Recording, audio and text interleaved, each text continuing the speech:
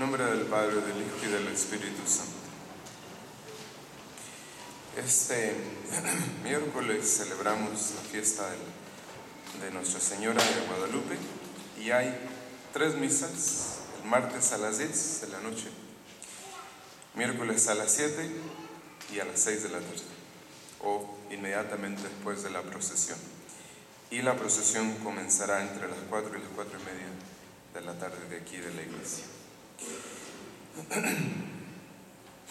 Bien, pues la figura aparece en este segundo domingo, la primera figura propia del Adviento, que es la figura de Juan el Bautista.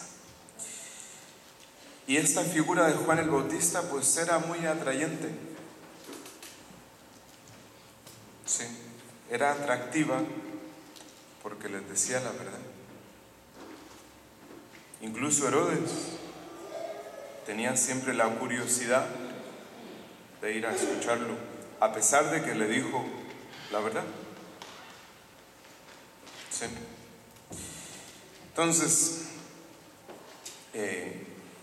hoy nos dice el Evangelio que Juan el Bautista había reprendido a Herodes por la horrible maldad de vivir con la esposa de su hermano. Pero Herodes, en vez de enmendarse y escuchar las amonestaciones de Juan, lo mandó meter a la cárcel y días después le quitó la cabeza. ¿Y en qué llegó a parar aquel desprecio que hizo Herodes de los avisos que Dios le daba por medio de Juan el Bautista? Pues en que, cansado el Señor de su obstinación y rebeldía, desamparó aquella alma ingrata, le privó de los auxilios, murió en pecado mortal y terminó en el infierno. Sí, porque ustedes han de saber que Herodes se fue muriendo poco a poco. Los últimos días de su vida ya era nomás un montón de carne podrida, ¿verdad? Hasta que se murió como castigo de Dios. Entonces, quisiera yo en este momento tener el mismo espíritu y celo de San Juan el Bautista para representarles el infeliz estado en que llegan a parar los que no se aprovechan de los avisos de Dios, los que se hacen sordos a las inspiraciones de Dios y a los avisos de su conciencia, los que no hacen caso a las llamadas de Dios, y los que van repitiendo un pecado tras otro sin proponerse cambiar de vida. Todos estos, por lo regular, llegan a ser desamparados de Dios, como Herodes y muchos otros del Antiguo Testamento, y su fin es el mismo. Hoy voy a hacerles ver que el desamparo de Dios es el mayor castigo que su divina majestad puede enviar a los pecadores. Y veremos también por qué medios tan leves se llega a tan miserable estado. He dicho, y lo repito, que el mayor de todos los castigos que Dios puede enviar a un pecador en este mundo es el desamparo de su alma. Sí. ¿Y ustedes tienen familiares o vecinos, compañeros de trabajo que viven en ese estado? El desamparo de Dios no tiene ninguna comparación con alguna enfermedad, la más peor, o con ningún otro dolor, o prisión, o guerra, ni hambre, ni peste. Porque todas esas cosas son avisos de Dios, auxilios de Dios. Todos esos males que sufrimos son avisos de Dios, que en su infinita misericordia nos mandan para que abramos los ojos. Pero el desamparo de Dios consiste en privarle de todos los auxilios, cerrarle las puertas de su divina misericordia y destinarle a la condenación eterna. Es cierto que todas estas personas que viven en el desamparo de Dios viven dichosos, trabajan, tienen lo que quieren, se divierten, disfrutan de todos los bienes de esta vida, de los placeres, y parece que son felices. Pero en realidad sus almas están desamparadas de Dios. Sí. Y esto ustedes no lo saben porque ustedes no escuchan confesiones. O no van a visitar gente al hospital. ¿Por qué medio se llega a este infeliz estado? Por unos medios al parecer muy leves y de poca consideración. El Espíritu Santo dice en la Sagrada Escritura que ninguno se hace malo de repente, ni al primer golpe, sino poco a poco, por pequeños deslices. Una imagen en la televisión, una imagen en el internet, un mal libro, una pequeña curiosidad. Todas esas cosas abren la maldad a los ojos. Una mala compañía, un mal ejemplo, una mala conversación, malas palabras, todas estas cosas siembran la semilla de la maldad en el alma. Un descuido de los padres, un poco de libertad que dieron a sus hijos, fueron el motivo de que ellos empezaran a pecar. Aquel hijo hubiera sido siempre virtuoso y atento si sus padres no le hubieran permitido salir de noche a divertirse con toda clase de personas. Aquella joven hubiera sido honesta, retirada, si su mala madre no le hubiera permitido ir a los bailes todos los fines de semana. Ahí vieron la acción indecente, la mala palabra, el mal chiste, aquella canción, aquella forma de vestirse. Y todas estas cosas despertaron en su corazón la afición, el apego a las malas palabras, a las malas modas, a los deseos de parecer bien y de tratar con todo tipo de personas. Con la vista, con la conversación y con el trato, se pierde la vergüenza y el recogimiento. Es más, los jóvenes se tienen por menos si no hacen lo que todos hacen. ¿Cuántos padres dirán que los hijos hagan lo que quieran? Nosotros también cometimos errores. Sí. Entonces se entregan a la diversión, se corre todo tipo de riesgos y una vez puesta la ocasión, casi por fuerza tienen que caer en el pecado. Entonces, perdida una vez la vergüenza y cometido una vez el pecado, ya no se tiene el pecado como si fuera lo peor. Se cometen nuevos pecados, se forma una nueva mala costumbre y poco a poco se dejan de sentir remordimientos en la conciencia. Con la repetición de los pecados, el entendimiento se oscurece y los auxilios de Dios para el alma se retiran.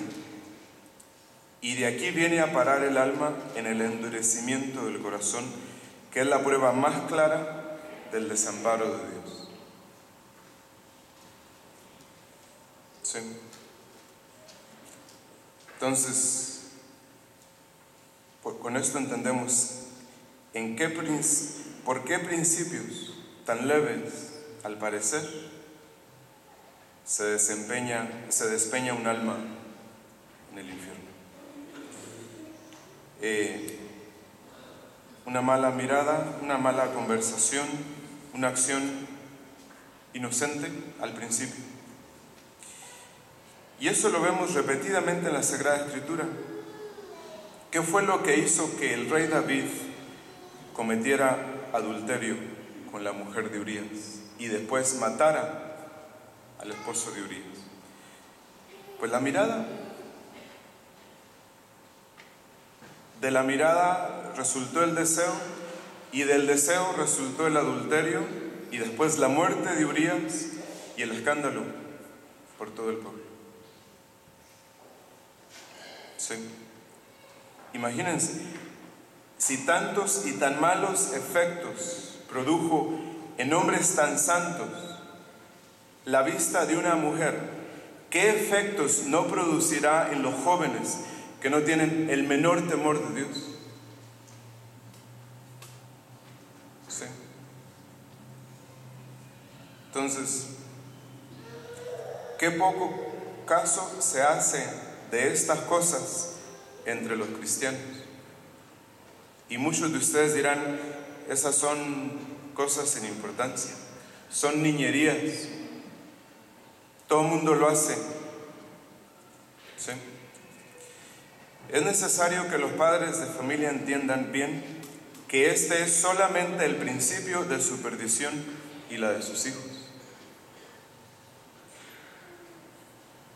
Entonces, de estos principios tan leves y pequeños resulta el desarreglo de las costumbres, y una vez desarreglada el alma, fácilmente se corre de una maldad a otra, como dice la Sagrada Escritura, que un abismo llama a otro abismo, un pecado llama a otro pecado. ¿Sí? De la repetición de los pecados se forma la facilidad de pecar, y de la facilidad de pecar se sigue la falsa seguridad con la que se vive en medio del mundo sin ninguna preocupación. ¿Sí? Entonces, una vez que el pecador llega a semejante estado, pues ya no siente en su corazón aquellos sobresaltos que al principio no le dejaban dormir, y apenas si siente algún remordimiento en su conciencia. Entonces ya tenemos aquí un pecador desamparado de Dios, y que si no es por la infinita misericordia de Dios, ya podemos imaginarnos cuál va a ser el final. ¿Sí? Entonces, para un pecador desamparado de Dios, ¿qué remedio puede haber si Dios lo abandona? Ni le aprovechan los sacramentos, ni hace caso de los buenos consejos, ni teme los castigos, ni le asusta la memoria de la muerte, ni le espanta el pensamiento del infierno. En una palabra, todos los medios más eficaces que se le pueden aplicar le son inútiles y sin provecho, porque su corazón está insensible y endurecido. Entonces, semejante corazón ya no le ablandará aunque caigan rayos a sus pies. Yo diría que un pecador así no se convierte ni aunque baje un ángel del cielo a predicar. ¿Sí?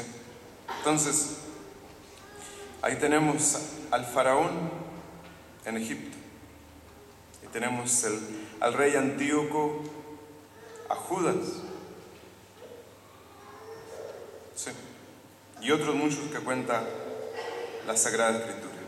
De modo que casi estaría yo por decir que lo más razonable que podemos desear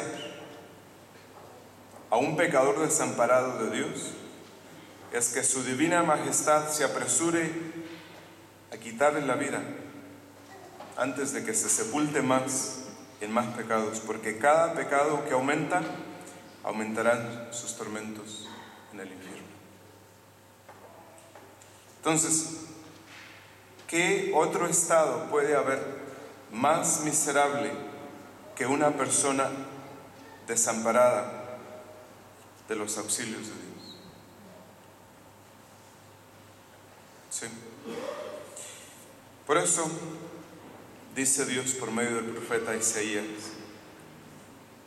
¿qué más pude haber hecho por mi viña que no lo haya hecho. Esperé que me diera uvas y me dio abrojos. Pues yo le quitaré el cerco y será robada. Le quitaré la muralla y será pisoteada. Mandaré también a las nubes que no lluevan aguas sobre ella.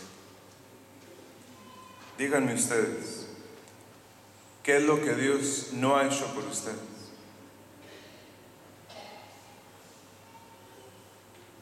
¿O quién de ustedes puede decir, yo tengo el derecho de ofender a Dios? ¿O de que mis hijos ofendan a Dios? ¿Quién de ustedes? Despertemos con el ruido de estas cosas serias y verdaderas y espantosas. Trabajemos en nuestra total conversión a Dios de corazón. Verdaderamente. Sí. Pensemos lo misericordioso, lo bondadoso que Dios ha sido con nosotros hasta el día de hoy. Y busquemos su perdón, su misericordia para nosotros, para nuestros familiares, para nuestros hijos. Busquemos el perdón, la gracia y la gloria que a todos les deseo. En nombre del Padre, del Hijo y del Espíritu Santo.